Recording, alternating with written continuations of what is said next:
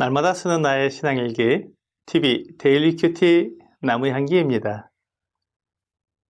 오늘은 11월 7일 월요일입니다.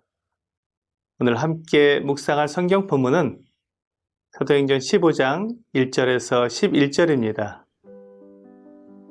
어떤 사람들이 유대로부터 내려와서 형제들을 가르치되 너희가 모세의 법대로 할례를 받지 아니하면 능히 구원을 받지 못하리라 하니 바울 및 바나바와 그들 사이에 적지 아니한 다툼과 변론이 일어난지라.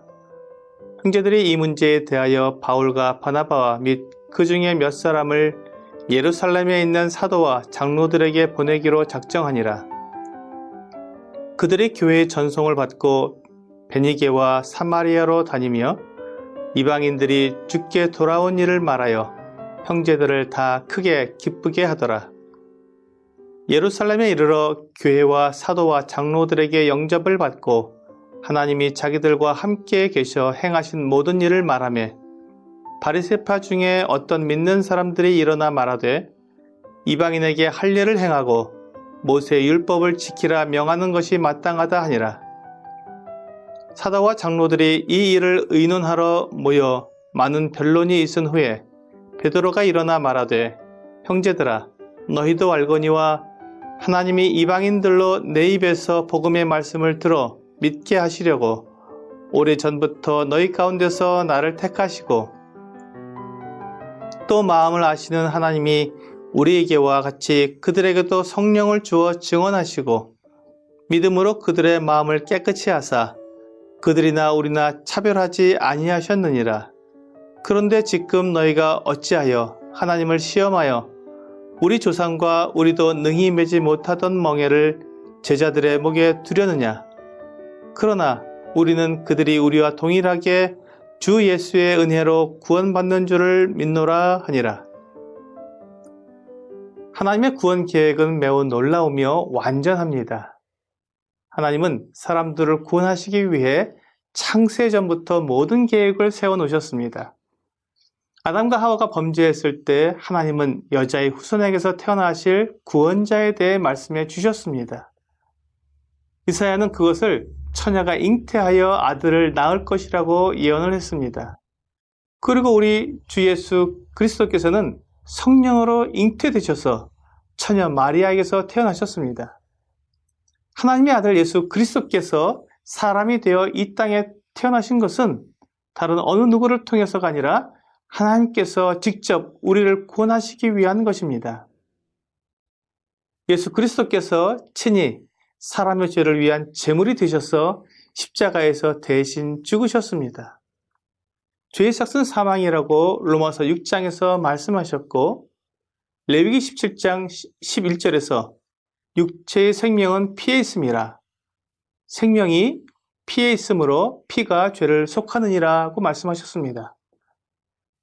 이렇게 우리의 죄를 용서하기 위해 하나님의 아들 예수께서 피를 흘리고 죽으셨습니다.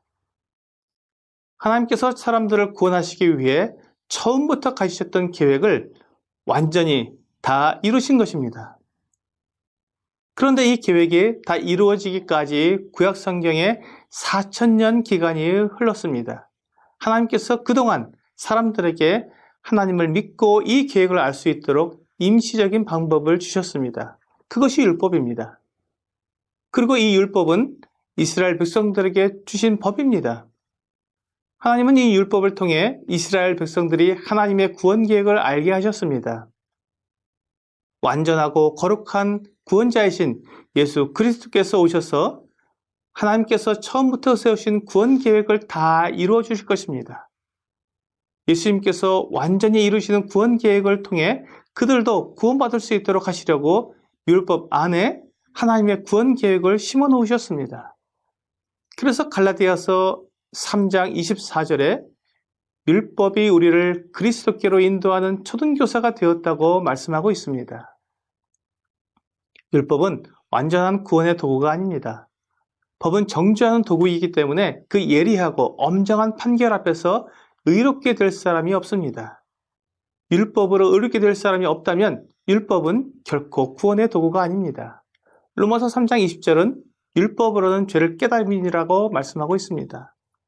율법을 통해 내가 죄를 지었다는 것을 깨닫고 율법으로 나를 판결해 보았을 때 의롭지 못하다는 것을 깨달으면 나를 심판해서 건져주실 완전한 구원자가 필요하게 됩니다.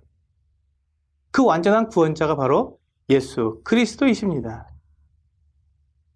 예수님은 염소와 송아지의 피로 하지 아니하고 자기 피로 영원한 속죄를 이루셨습니다. 이렇게 하나님의 구원 계획이 율법이 아닌 예수 그리스도에 의해 완전히 이루어졌기 때문에 예수님을 믿음으로 구원을 받게 됩니다. 그런데 오늘 본문에서 보면 유대인들 중에는 하나님의 율법이 거룩하기 때문에 구원을 받으려면 유대인처럼 할례를 받고 율법을 지켜야 한다고 가르치는 사람들이 있었습니다. 만약 율법을 지켜야 구원을 받는다면 예수님이 치르신 희생과 죽음은 아무 소용이 없게 됩니다.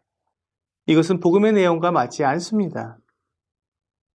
그래서 바울 및 바나바와 또 그렇게 가르치는 사람들 사이에 다툼과 변론이 일어났습니다. 율법을 주장하는 유대인들이 자기들의 주장을 꺾지 않기 때문에 예루살렘에 있는 사도들에게 가서 판단을 받기로 했습니다. 바울과 바나바가 안디옥 교회의 파송을 받아 예루살렘에 가서 사도들과 장로들에게 그 문제를 이야기했을 때 예루살렘 교회에서도 많은 변론이 일어났습니다. 그때 베드로가 일어나서 말했습니다. 유대인의 조상들도 율법을 지키지 못했고 지금 그들도 지키지 못하는데 이방인에게 어떻게 지키라고 할 수 있겠느냐는 것이었습니다. 그리고 하나님께서 율법이 없는 이방인에게도 믿을 때 성령을 보내주신 것을 보니 율법을 지키는 것과 구원을 받는 것은 관계가 없고 오직 예수 그리스도를 믿는 믿음으로 구원을 받으며 그것은 유대인이나 이방인 사이에 아무 차별이 없다고 말했습니다.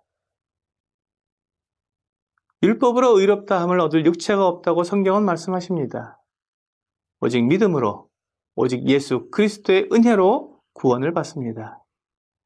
오늘의 적용 질문을 보겠습니다. 구원받기 위해서 예수님을 믿는 것 외에 또 어떤 것들이 필요하다고 생각합니까? 주의를 지키는 것이나 11조를 드리는 것, 방언을 하는 것 등은 구원받은 사람들이 하는 일이지 이런 것을 해야 구원받는 것은 아닙니다. 구원은 오직 예수 그리스도를 믿는 믿음으로 받습니다.